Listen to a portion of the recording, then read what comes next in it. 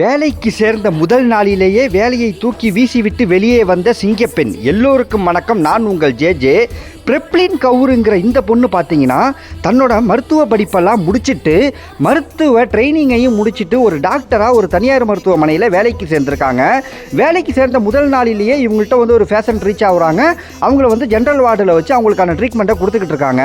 மருத்துவமனை நிர்வாகம் யார் வந்தாலும் ஃபஸ்ட்டு ஐசியூவில் வச்சு தான் ட்ரீட்மெண்ட் பண்ணணும், அதுக்கப்புறம் தான் ஜென்ரல் வார்டுக்கு மாற்றணும்னு சொல்லும்பொழுது இந்த பொண்ணு அதுக்கான அவசியம் இல்லை, அவங்க உடல் சீராக தான் இருக்குது, அதனால தான் நான் ஜென்ரல் வார்டில் வச்சு மூவ் பண்ணுறாங்கும் போது அதெல்லாம் நீங்கள் பேசக்கூடாதுன்னு சொல்லியிருக்காங்க மருத்துவமனை நிர்வாகம்.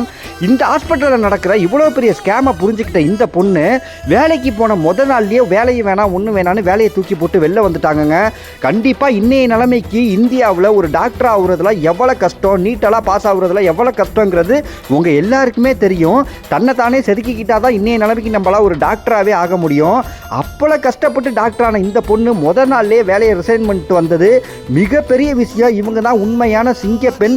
கண்டிப்பாக இவங்களுக்கு அரசு வேலை கொடுக்கணும். இதை பற்றி நீங்கள் என்ன நினைக்கிறீங்கிறத மறக்காமல் கமெண்ட்டில் சொல்லுங்கள். எல்லோருக்கும் நன்றி. நான் உங்கள் ஜே.